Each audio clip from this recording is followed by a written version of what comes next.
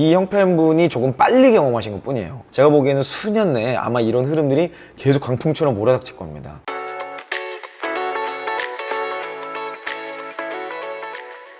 네, 여러분 반갑습니다. 오늘도 여러분들의 고민을 제가 함께 읽어보면서 많은 분들에게 또 공통적으로 도움이 되고 적용이 될 만한 내용들을 한 가지 사연을 가지고 조언을 드리는 영상을 준비해봤어요. 자, 오늘 내용은요, 회사가 갑자기 좀 어려움에 처했는지 어쩐지 모르겠는데 본인이 하던 일이 갑자기 사라져 버렸어요. 그래서 함께 일하시던 분들이 뭐 일종의 구조조정 같은 거죠. 아웃소싱으로 완전히 외부로 나가게 되는 그런 환경 속에서 앞으로 내 커리어를 어떻게 해야 될까 고민하시는 그런 분의 이야기입니다. 사실 이 형편분의 사연은요, 우리 모두의 고민이 돼야 합니다. 언젠간 맞닥뜨릴 수밖에 없는 내용이에요. 자, 이걸 먼저 한번 만나본다 생각하고 이 고민을 같이 한번 읽어보도록 하겠습니다. 이 형님 안녕하세요. 퇴사를 고민하다가 어디 속 시원하게 물어볼 곳이 없어서 이렇게 사연을 남깁니다. 잘 보내셨어요. 저는 외국계 기업의 재무팀에서 근무한 지 거의 8년이 넘어갑니다. 기업 특성상 한 번 근무를 하면 오랫동안 근무를 하는데 제가 막내로 들어갔을 때 텃세도 심해 적응하기 힘들었습니다. 나이 많은 선배들이 업무 떠넘기고 질투하고 정치질하는 상황들이 너무 싫었습니다. 하지만 복지도 나쁘지 않고 어디 가서 말하기 번드르르한 외국계 기업 취업했다는 사실에 꾸역꾸역 참고 넘겼습니다. 업무 특성상 꼼꼼해야 하고 직원들이랑 커뮤니케이션 할 일이 많은데 저는 둘 다 잘하지 못했습니다. 어쨌든 맡겨진 업무이니 열심히 하려고 노력했지만 둘 다의 강점이 없다고나 할까요? 그러다 보니 업무를 하며 아빠뻘되는 상사들이 저에게 소리 지르는 경우도 있었는데 그때마다 너무 위축되고 힘들었습니다. 그런데 최근 비용 절감을 위해 본사에서는 재무팀 대부분의 업무의 해외 아웃소싱을 결정하게 되었고 최소한의 팀원들만 남고 나머지는 떠나야 하는 상황이 되었습니다. 기존의 직원들에게 아무런 언질 없이 이런 상황이 발생하여 다들 당황하고 어떻게 해야 할지 모르는 상태입니다. 그 와중에 저는 팀에 남을 수 있는 업무라 아웃소싱에서는 제외되었습니다. 하지만 회사 분위기도 엉망이고 사실 제가 하는 일도 언제든 아웃소싱해 버릴 수 있다는 사실에 굉장히 자존감이 낮아지고 사회에 쓸모없는 사람이 된 것 같아 자괴감이 듭니다. 정신없이 살다 보니 어느새 시간이 이렇게 지나가 버렸습니다. 어영부영하다가 탈출할 수 없을 것 같고 나이도 적지 않다 보니 나를 받아줄 곳이 있을까 하는 고민도 많습니다. 그렇지만 이 회사에 더 이상 남고 싶지 않습니다. 기존 경력인 재무팀 일도 하고 싶지 않습니다. 공기업이나 공무원이 답일까요?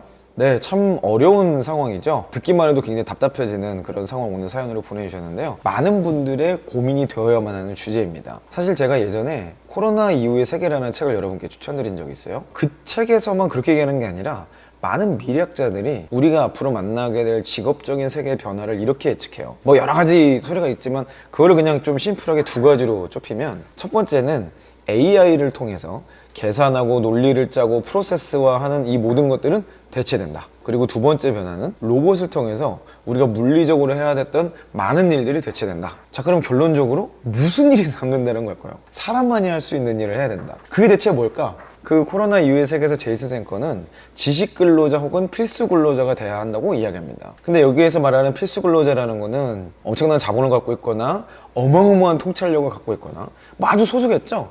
세계에서 뭐 아주 많지는 않을 것 같아요. 게다가 요즘처럼 플랫폼이 모든 것을 흡수 통합하는 시대라면 아마도 필수 근로자가 될 수 있는 사람은 아주 소수일 겁니다. 그럼 대다수의 우리는 뭐가 돼야 되냐? 제가 그토록 강조했던 지식 근로자예요. 제이슨 센커도 피터 드러커와 똑같은 말을 쓰고 있어요. 지식 근로자가 돼야만 향후에 있는 어려움들을 극복할 수 있다. 자, 그런데 이런 어려운 이야기, 지식 근로자 그럼 조금 어렵죠? 피터 드러커 그럼 좀 어렵잖아요, 그죠? 그런 어려운 말 말고 제가 조금 더 쉽게 여러분들이 이해할 수 있는 그런 언어로 좀 바꿔서 설명을 해볼게요. 그래서 오늘 영상에서는요, 이 사연을 통해서 여러분 모두가 꼭 알아야 되고 초점을 잡아야 될 것 내용을 조언해 드리고요, 우리 형편분의 상황에 맞는 조언을 같이 한번 해보도록 할게요. 두 가지 내용으로 설명을 드려보도록 하겠습니다. 자, 여러분들 모두가 알아야 될 것은 뭐냐면요, T자형 인재가 돼야 된다는 거예요. 자, 지식 근로자 그러면 어렵지만 T자형 인재 그러면 좀 해볼 만한 것 같죠? T자형 인재가 뭐예요? 자, 나의 전문성이 있고 이 전문성 이외에 아주 많은 얕은 지식들을 이해하는 것, 넓은 이해를 가지고 있는 것, 이게 뭐 T자형 인재의 뭐 정의라고 할 수 있죠. 그래서 요즘에는 뭐 더블 T, 트리플 T 뭐 이런 걸 많이 해야 된다, 이런 이야기들도 하고 있어요. 근데 사실 T자형 인재라는 말 역시 그 용어를 쓰지는 않았지만 피터 드러커가 이야기했던 지식 근로자가 사실은 T자형 인재예요. 자, 그래서 T자형 인재의 정의는 뭐 여러분 다 이해를 하실 것 같으니까 제가 이 정도로만 하고요. 많은 분들이 T자형 인재가 돼야 된다고 이야기는 하는데 왜 그게 중요한지는 설명을 안 하시더라고요. 모르시는 건가? 안 해보신 건가? 내가 진짜 잘 모르겠는데 T자형 인재가 반드시 돼야 되는 이유가 있어요. 우리가 T자형 인재가 돼야 될 이유가 뭐냐면요, 내 전문성을 통해서 성과를 내기 위함입니다. 아까 전문성 위에 넓은 이해라고 그랬죠? 이 넓은 이해가 없으면 자기 전문성에서밖에 성과가 안 나겠죠. 나의 전문성만으로는 성과를 내는데 한계가 있다는 거예요. 자, 우리 생각을 해봅시다. 이런 워치를 하나 만든다고 생각해보세요. 이 워치의 회로를 만들고 설계하는 최고 전문가가 있다 칩시다. 그 전문가가 이 회로 설계를 전 세계 최고, 우주 최고로 만들었다 쳐요. 자, 그런다고 해서 성과가 날까요? 결국에는 이걸 디자인하는 사람이 있어야 되고, 이걸 조립하는 사람이 있어야 되고, 이걸 마케팅하는 사람이 있어야 되고, 판매하는 영업 현장이 있어야겠죠.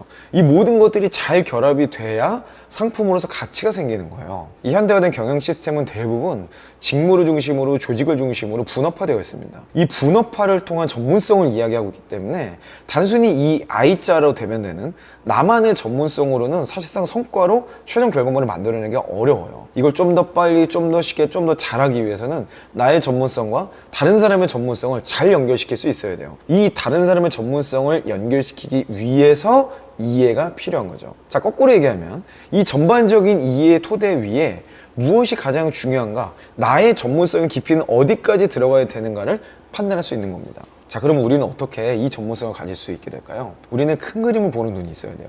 사업이 됐건 조직이 됐건 전략이 됐건 큰 그림을 보는 눈이 있어야 되는데, 이 큰 그림을 보기 위해서는 세 가지에 집중해야 됩니다. 제가 너무나도 많이 강조했고 너무나도 많이 주장했던 내용이라서 아마 벌써 답을 맞히시는 분이 있을지 모르겠어요. 첫 번째는 바로 고객입니다. 자, 두 번째는 고객으로부터 나온 목표. 세 번째는 이것을 수행하는 과정에서 알게 된 학습. 고객, 목표, 학습. 이 세 가지의 반복 고리를 많이 왔다 갔다 한 사람이 결국에는 이해도 넓어지는 거고 자신의 전문성도 생기게 되는 거예요. 자, 그래서 여러분들은 이 세 가지 꼭지를 절대 놓치지 마시고 계속해서 이거를 순환하면서 여러분만의 학습 고리를 가져가시기 바랍니다. 요즘에 굉장히 앞서 있는 경영 방식이라고 말하는 OKR, 그로스 해킹, 린 스타트업, 이런 모든 내용이 학습을 주제로 이야기하고 있어요. 학습을 목표로 모든 활동이 일어난다라는 것들을 이야기하고 있죠. 자, 여러분들은 여러분의 전문성을 높이기 위해서 어떤 학습, 어떤 도전을 하고 계신가요?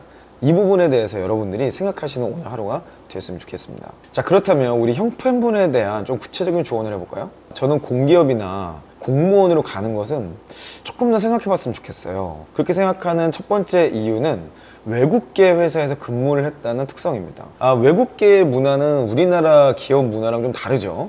근데 다행인지 불행인지 보니까 거기 안에 정치질도 있고 꼰대들도 많이 계신 것 같아요. 그런 걸로 비슷하다고 말을 할 수 있을지 모르겠지만 아무리 그래도 외국계는 외국계예요. 지금도 회사 어려워지니까 바로 아웃소싱 결정을 하고 직원들이 지금 내보내는 상황이 되는 거잖아요. 사실 우리나라의 일반 기업은 이게 쉽지가 않습니다. 자, 지금 8년이면 작지 않은 시간 근무를 하신 거거든요. 짧지 않은 시간 근무를 하셔놓고 갑자기 공기업 공무원으로 가잖아요. 일단 가기도 쉽지 않고 가고 나서가 더 문제예요. 체계와 절차, 조직 문화 엄청 답답할걸요. 아무리 그 회사가 답답하고 어려웠고 뭔가 꼰대 문화가 있었다 해도 글쎄요, 공공사회들이 이기기 쉽지 않을걸요. 자, 두 번째 포인트는요, 이미 재무 업무를 8년을 하셨어요. 이 직무도 싫다 그러셨는데 직무를 바꾸는 것에 대해서는 제가 이 포인트 꼭 잡아드리고 싶어요. 재무 직무가 정말 맞지 않는 건지, 성과 자체가 없는 건지. 만약에 성과 자체가 없는 거라면 직무를 바꾸는 것도 해볼 만합니다. 다만 본인 스스로도 느끼고 계시겠지만 본인의 경력이나 나이를 봤을 때 가기 쉽지 않을 것 같다. 사실 그렇죠. 갑자기 새로운 아무것도 없는, 그럴 거면 신입을 뽑는 게 더 낫지 않을까요? 회사 입장에서? 어차피 그분의 전문성이 없다 그러면. 게다가 외국계 특성상 잡 디스크립션이 굉장히 세분화되어 있잖아요. 그리고 아마 그 권한의 범위가 국내 어떤 기업보다 더 좁혀져 있었을 거예요. 그런 상황에서 다른 직무에 대한 이해가 그렇게 넓게 가지 쉽지 않았다면 다른 직무로 지원을 한다 한들 좋은 결과가 있기 쉽지 않을 것 같아요. 저는 차라리 이직을 목표로 하시고 외국계 회사에서의 재무 경력을 살려서 일단 이직을 하시고 직무를 바꾸는 거는 그 안에서 변경을 하시는 게 좋을 것 같다고 조언을 드리고 싶어요. 제가 항상 여러분들께 직무, 산업, 직장을 한 번에 바꾸지 말라 그랬죠. 이거를 2개 이상을 한 번에 할 때 엄청난 혼돈이 오는 거예요. 아니 그리고 회사 생활하면서 고함 지르는 거 경험 안 해보고 욕 좀 안 들어본 사람이 어디 있어요. 그런 사람 다 있죠. 혹시 감정적인 것은 아니었는지 꼭 한번 돌아보셨으면 좋겠고요. 직무 전문성이라는 것은 사실 8년이란 근무가 기간이 있기 때문에 어떤 형태로건 성과라고 규정할 수 있는 것들이 있을 거예요. 그런 것을 가지고 이 직무를 계속 하는 게 좋을지 아닐지를 한번 판단해 보셨으면 좋겠어요. 이 분별의 과정을 꼭 거친 뒤에 결정을 하시는 게 좋겠습니다. 마지막으로 세 번째로 제가 설명을 좀 드리고 싶은 건요, 이 분위기에 대한 거예요. 아마 지금 굉장히 분위기가 흉흉할 겁니다. 일종의 구조조정을 한 거거든요. 구조조정이 뭐 아주 나쁜 것만은 아닌데 우리나라에서는 인식이 굉장히 안 좋은 것으로 알려져 있죠. 그리고 지금 굉장히 외과적 구조조정을 했어요. 구조조정에는 뭐 어마어마한 방법들이 많습니다. 근데 그 중에 가장 좀 고통스럽고 어렵고 상처가 눈에 딱 보면 보이는 외과 시술을 해버렸어요. 조직을 도려냈거든요. 그러니까 어쩔 수 없이 당연히 그 상처가 아물기까지 시간이 필요하고 또 어렵게 느껴질 수는 있어요. 자, 그런데 우리가 뭐 수술해 보신 분들은 잘 아시겠지만 수술하고 직후는 굉장히 아파요. 근데 수술이 잘 됐다면 어느 정도 이게 상처가 아물고 몸이 건강을 회복하기 시작하면 언제 그랬냐는 듯이 우리가 다시 에너지를 가지고 또 운동도 하고 도전도 하고 활기를 갖게 되는 거잖아요. 회사도 똑같아요. 지금은 구조조정을 했기 때문에 분위기가 뭐 이렇고 안 좋고 뭐 이럴 수 있지만 계속 그렇게 갈 수는 없거든요. 그러면 직원들이 다 떠나고 회사가 성장하는 데도 어려움이 있겠죠. 그래서 아마도 회사는 분명히 어느 시점에 회사의 분위기를 다시 바꾸고 기존에 이 기간을 잘 버텼던 사람들에게 새로운 기회를 주려고 노력하고 그걸 통해서 분위기 쇄신을 하려고 아마 적극적인 정책을 펼치게 될 거예요. 아마 그때가 된다면 지금까지 경험하셨던 회사의 모습과는 좀 다른 차원이 될 수도 있고 그 자리를 잘 지키셨던 분들이 위치나 포지션과 상관없이 커리어에 더욱더 적합한 기회를 받으실 수도 있습니다. 회사의 이해가 더 높기 때문이죠. 자, 그래서 저는 섣불리 퇴사하지 마시고요. 조금 타이밍을 기다려가면서 제가 드렸던 조언 여러 가지를 머릿속에 넣으신 채로 다음 스텝을 준비해 보시는 게 어떨까 생각이 들어요. 그렇다고 이직을 하지 말라, 이직 준비를 하지 말라 이런 얘기는 아니에요. 하지만 무턱대고 퇴사하기보다는 이런 여러 가지를 고려하고 검토하면서 이직 준비를 하는 게 좋겠다라고 말씀을 드리고 싶은 거죠. 네, 오늘 우리 형팬분의 사연과 함께 여러분들께 여러 가지 말씀을 좀 드렸는데요. 여러분 커리어에서 이 형팬분이 조금 빨리 경험하신 것 뿐이에요. 제가 보기에는 수년 내에 아마 이런 흐름들이 계속 강풍처럼 몰아닥칠 겁니다. 그러니까 지금부터 어떻게 하면 내가 나의 커리어를 독자적으로 나만의 방향성을 잘 만들 수 있을까? 그리고 나는 그때 가서 회사가 어려워지거나 구조조정을 한다고 했을 때 나는 어떤 입장이 될까? 그런 생각들을 하시면서 이번 한 주를 보내시는 여러분 되셨으면 좋겠습니다. 결국은 우리가 실력을 갖추면요 모든 게 잘 되게 돼 있어요. 그래서 저는 계속해서 여러분들께 필살기를 만들라고 말씀을 드리는 겁니다. 자, 여러분의 고민은 여러분 혼자만의 고민이 아니고요 우리 모두의 고민입니다. 자, 계속해서 여러분들이 보내주신 사연을 잘 정리해서 여러분께 도움이 될 만한 여러분 편에 서 있는 인사팀장으로서 여러분께 조언을 드리도록 할게요. 더보기란에 있는 이메일로요 여러분의 사연을 디테일하게 보내주세요. 여러분에게 도움이 될 수 있는 내용으로 영상을 만들어서 조언해 드리도록 하겠습니다. 여러분 힘찬 한 주 되시고요. 저는 다음 영상에서 뵙도록 하겠습니다. 이상 이영이었습니다.